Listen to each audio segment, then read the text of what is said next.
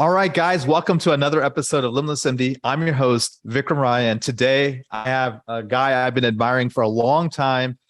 He's a plastic surgeon. He's from the Buffalo area. His name is Dr. Jordan Frey, and I'm excited to have him on the podcast. He's also known as the Prudent plastic surgeon. So welcome, Jordan.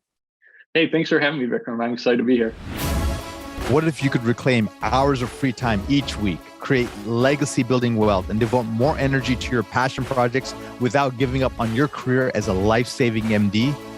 My name is Vikram Raya, functional cardiologist, high performance coach, and real estate expert. And I'm here to give you the tools, strategies, and solutions you need to transform your life so you can unlock your limitless potential and achieve greatness, all the while freeing up your precious time. Welcome to Limitless MD. Let's dive in.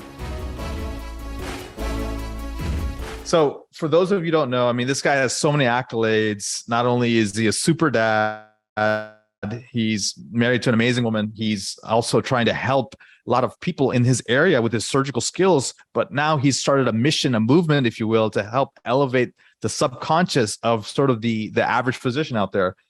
And some of his accolades, man, he went from negative $400,000 in debt to $400,000 in net worth in 14 months. He's made $60,000 in passive income in his first year. He's helped doctors all over the country start side gigs, and he's increased his net worth by almost $1 million using real estate. So, Jordan, man, tell us where the heck does all this come from? Tell us your origin story, man. Yeah. A little over 2 years ago, I'm just starting my third year of practice. So it started right at the end of my training. And so, I obviously did medical school and I did 7 years of surgical training, 6 years of plastic surgery, and then an extra year of fellowship in microsurgery. So I had a long path like we all do.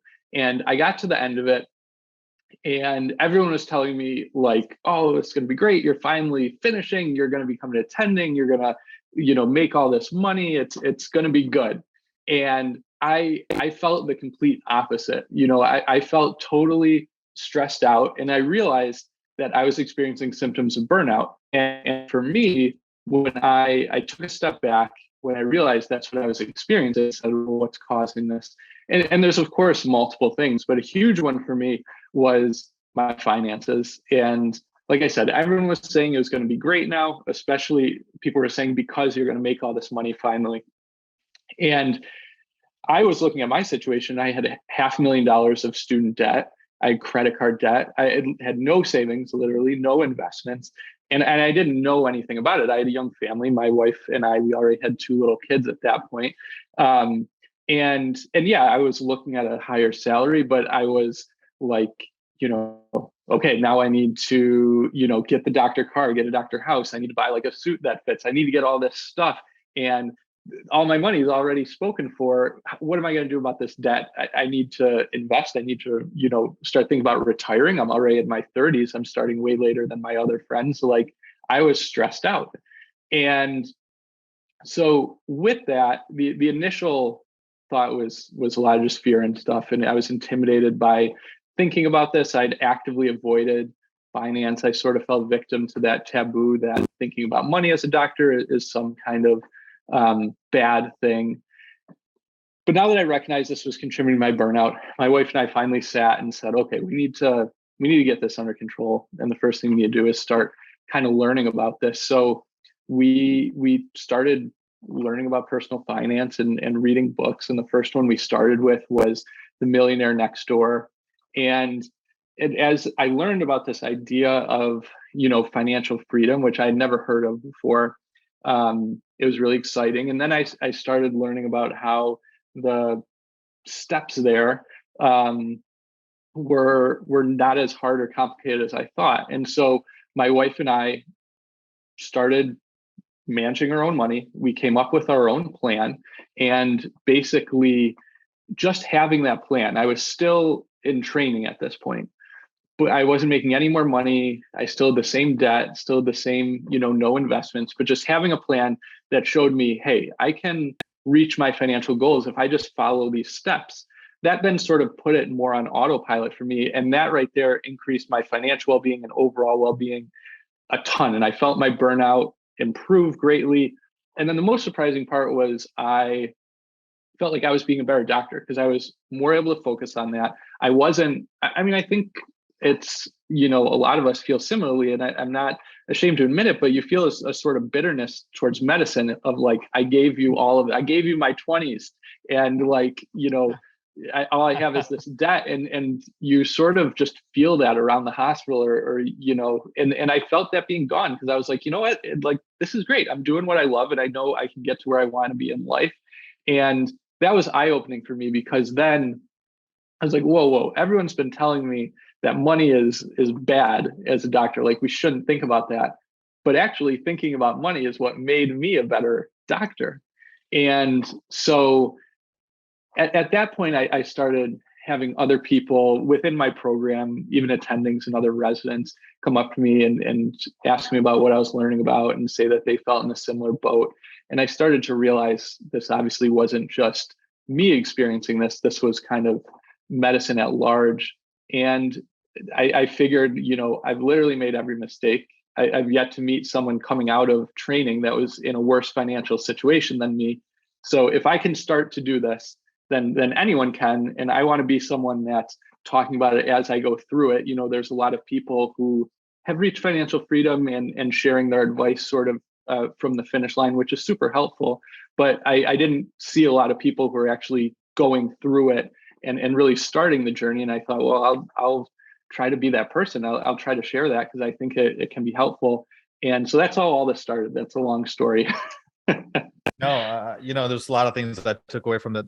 But one of the things I'm taking away from you is you have the physician voice, the zeitgeist of what we feel. And you use words like the doctor house, the doctor car. We all know what we're talking about when you say that. Exactly. You also say that this bitterness toward medicine. I gave you my 20s. Oh my God, that resonates with me. I can feel that angst that I had when I was practicing. And before I was practicing, I was like, there's an excitement. When you practice, you're like, oh, is that, where's the stuff at all? Exactly. And your first year salary, and you realize that there's all the debt you have, and you're like, oh, I'm still negative net worth.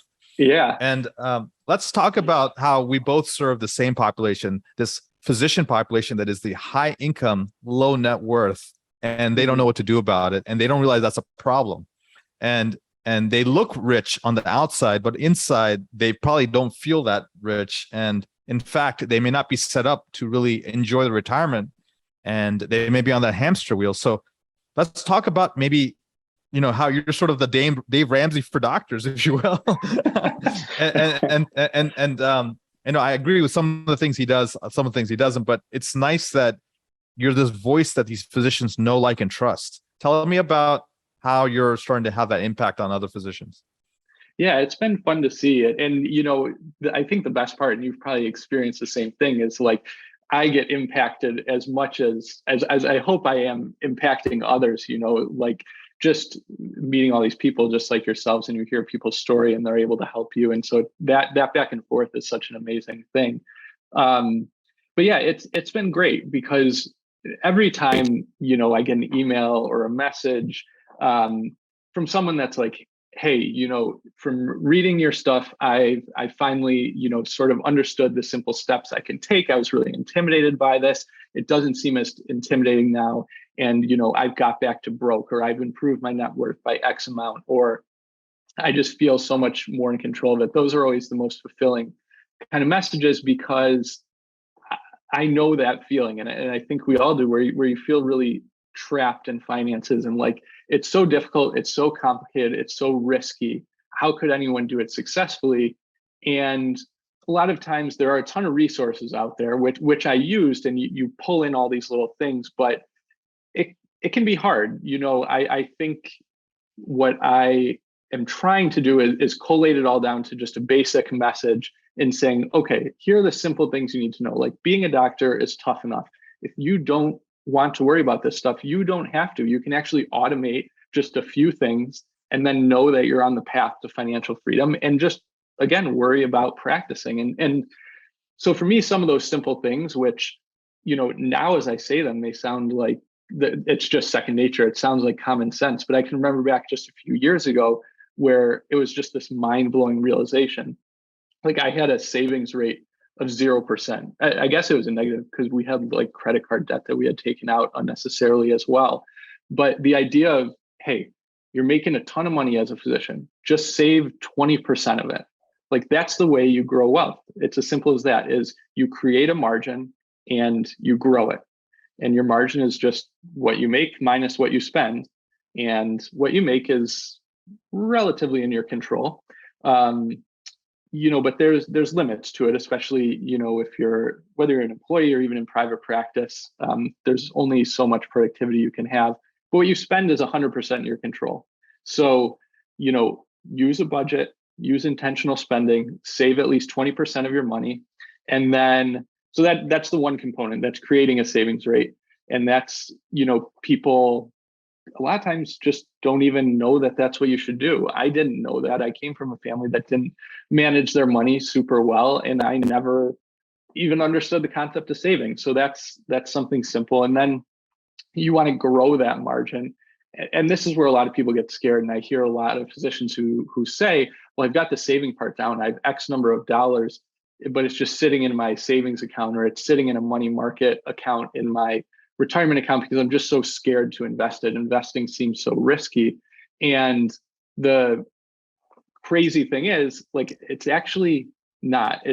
There's a whole industry out there trying to make it seem so complicated. Like you can't do it on your own because they want you to pay them to do it. And then there's the media, who they get paid for attracting an audience, and that makes sense, but they're not going to attract it by saying like, hey, all you need to do to invest your money is invest in index funds, and don't worry that the market's down today because you're investing not for today, but for 20 years. That doesn't get people to watch. You get people to watch by saying like, oh my God, the sky's falling. So Jordan, let's do this. I have two types of archetypes that probably, we need to help right now. There's the young attending who's just getting out.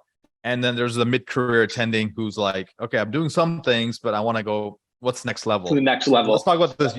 Let's talk about the young attending, maybe between 1 to 3 years coming out. What are like the top 3 steps you'd recommend for them?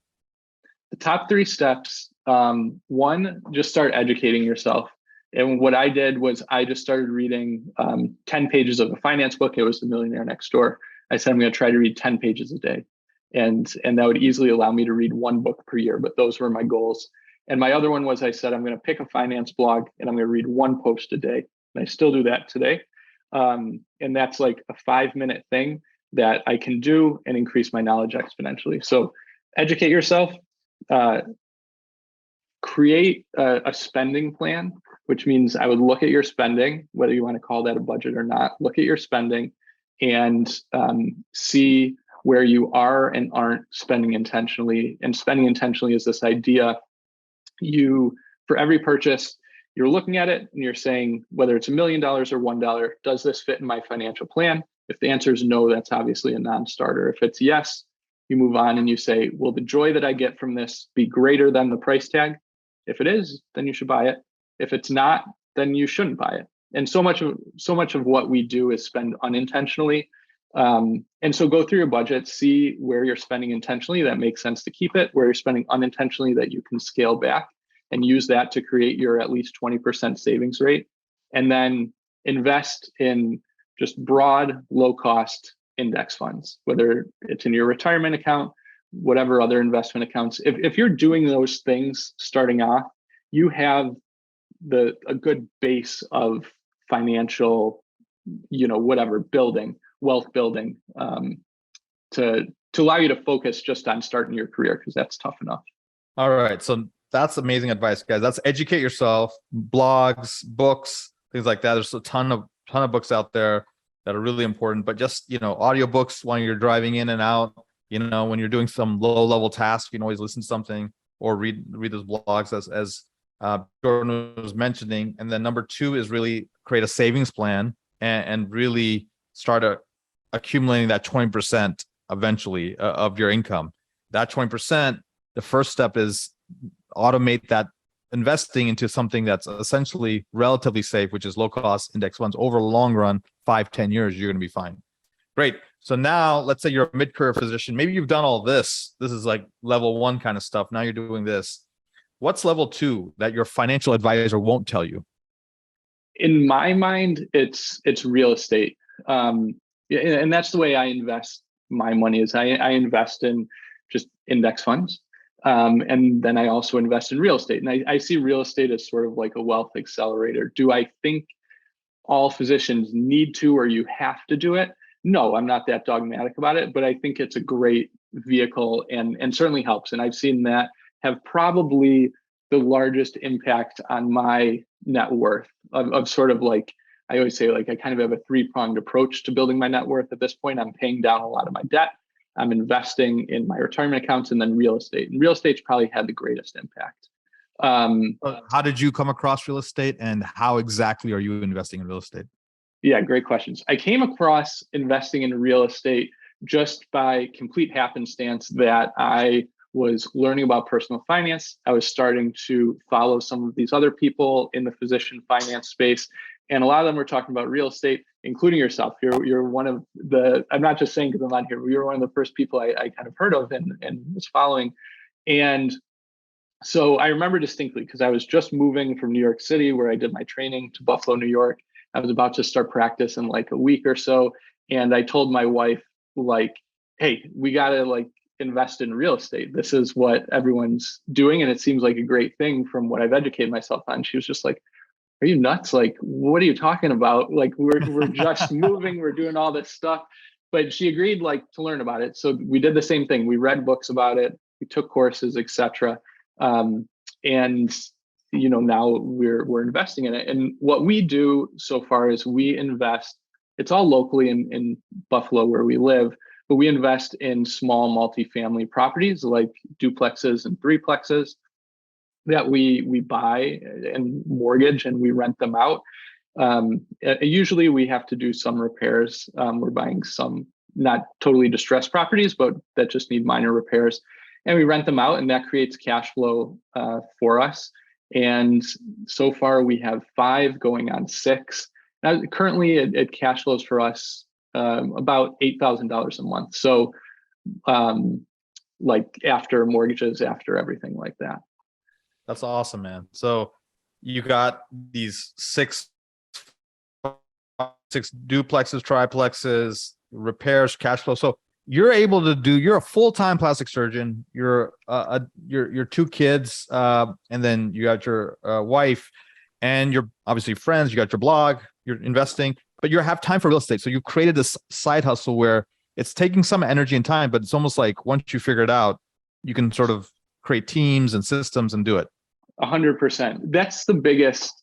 I mean, that's what everyone, I'm sure you have this all the time, where physicians just say, well, I don't have time for this. How can you have time for this? And yeah, my wife and I, we self-manage, and she had been working full time. I work full time in a busy surgical practice. And it's really, you can carve out and build systems. Like you said, the first house we got, we were really involved in terms of doing repairs because we wanted to learn stuff. When something would come up or a tenant would message us that there was an issue, yeah, it would take a little bit longer to find someone to take care of the problem. But then it just becomes now, like, if someone messages us, we just text our handyman and say, hey, can you go take a look at this? Or, if they have some issue or we're renewing a lease, like we already have leases, we have an online system we use to help us manage. We just put it through there. So everything just becomes really quick and easy. And really anyone can accomplish that. Like I said, we knew nothing about real estate investing to start. It's just like residency or anything. That first day of residency, you walk in and you get your first consult. I'm thinking from a surgical kind of perspective, but you get the first consult and you just go on YouTube and you're like, okay, how do I do this? And then you just go and do it. It's the same thing. And then it becomes easier and easier and easier. That's great. That's great. And tell me about sort of, I want to talk about maybe mistakes doctors make. And we can just sort of lump that together. And then number 2 is I want to really talk about maybe the future. Where do you want to take this blog and how you're trying to help other doctors? And then maybe what's the future hold for Dr. Jordan Frey? So let's start with, look, rule number 1, Warren Buffett says, don't lose money, right? Doctors are notorious at being horrible investors and losing money. Tell me maybe the top 5 things people, or top 3 things maybe, that people come to you for. Hey man, I messed up. How do doctors mess up? Maybe. And this is, well, let's give them a break. When they're starting to practice, they somehow mess up, Yeah. versus pre getting their first paycheck. Yeah. I think the biggest thing is people come and they think it's too late for them because they go, well, I already spent all this money, or I already have all these payments. So overspending, kind of the classic mistake of, like, I have a high income, so that means I'm wealthy. That's not the case, but that's a mistake that we make. And so I think that's number one, the biggest one. And that, with what we talked about already, with looking at intentional spending and budgeting, you can always dial back from that, although it's a little bit tougher. The other one that always comes up is, I have some person, whether it's like a financial advisor or just a friend, that brought me this investment and I didn't understand it and I got into it and now it's a disaster. Like, I have one of my friends that invested into this firehouse that was supposed to become apartment buildings and just did not work out. Or people say, like, I heard this person about a restaurant. Yeah, exactly. I bought a restaurant. I invested into this medical startup. And so my advice for that is always, and with everything, is kind of just like, keep it simple, stupid. If you don't understand an investment, then it's not a good one. It's definitely not a good one for you. But a lot of times, if the person explaining it can't describe it, or can't describe how it's going to make money, or it's based on 10 things going right, that's not investing. That's like gambling and speculating. And, to be honest, investing and stuff like that, there's a time and place for it, but it's when you have your basics totally covered and you're sort of just playing with fun money. So that's why I think keep it to the basics, the things like index funds. If you are investing in real estate, cash flowing real estate, or syndications that are cash flowing, etc. Let's just do a quick sidebar on crypto, if you want. What's your take on crypto? I don't invest in crypto at all. I don't understand it. I don't know exactly what it is. And it's really volatile. So I stay away from it. And people always say, well, what if it takes off, or it's this great thing? And I'm not playing with fun money yet. If I did have fun money, maybe I'd put a little bit in it, but I know I can reach my goals without it. So that's why I don't. I love that. Guys, listen to that. If you can hit your goals without doing the sexy stuff, stick with the basics, rinse and repeat. Don't worry about shiny object syndrome. And in fact, successful investors are boring investors. And yes. I want to prove that right. And I'm sure Jordan is already proving that right. So be boring, be repetitive, and be like, you can essentially replicate what you're doing over and over and over again. So exactly. Let's Jordan, the Prudent Plastic Surgeon. I know a lot of people are following you on your blogs. How are you helping people beyond just the writing those amazing articles? Are you starting to do mentorship? Are you doing some kind of consulting? What's going on there? Yeah, I do have. I'm like, just try to be super available. I don't have formal coaching anymore or anything like that, but people can just reach out to me and I always respond. I've had people want to do the coaching. So what I've done is created a course called Graduating the Success that basically just walks through everyone, any point in your career, from you can know a little bit, a medium amount, nothing at all. You can actually be really well set up and just want to fine tune things. But it walks through the whole aspect of just getting your financial foundation in place. And then it goes into some of the more advanced concepts like real estate investing and asset protection and stuff like that. It's Where do not they out find now. that? It's on your website? That's on my website. Yeah. If you go on my website, there's a tab for my course. You can learn all about it. And there's some deals. The links will be below, guys, in the show notes, prudentplasticsurgeon.com. We'll go and there'll be a link for that course. And what's next for Dr. Jordan Frey? I'm just excited to keep going. I try to just follow one like mantra, which is I just want to put stuff out there that's really going to help people and share my personal experience in the hope that it helps others. And so we can keep making those connections. So that's what I see, is just keep growing. I love the community that we have and being a part of that. So it's just to keep growing in that way. That's awesome. That's awesome. Okay. Where can people find out more about you and get in your universe and ecosystem? Yeah, you can go to prudentplasticsurgeon.com. That's kind of the hub for everything. You can find contact information for me there. You can find our Facebook group there if you want to join in on the awesome discussions going on. You can also email me anytime. It's just jordan@prudentplasticsurgeon.com. I love talking to people about this stuff. So any of those avenues. Guys, you're going to get direct access to the wizard himself. This is amazing, great information he shared. And I'm going to ask him one little teaser question. What's the book on your nightstand right now? The book on my nightstand right now is, I should think I have two, but the one I'm just starting is Leaders Eat Last, which is a great one. I've just started. Yeah, exactly. But I've heard a lot of good things about it, and I'm excited to get going on that one. That's awesome, guys. All right, guys. All the information is in the show notes. Reach out to him, get his blogs and follow him. Prudent Plastic Surgeon, Dr. Jordan Frey. Thank you so much, sir. Thanks so much, Vikram. Guys, share the podcast with folks. Give us a review, a 5-star review. And until next time, guys, stay phenomenal. Thank you so much for listening to this episode of Limitless MD. If you found value from this episode, I encourage you to share this episode with a friend and let me know by leaving a review. For more information, make sure you check out the links in the show notes below or simply visit vikramraya.com. So until next time, my friends, be phenomenal.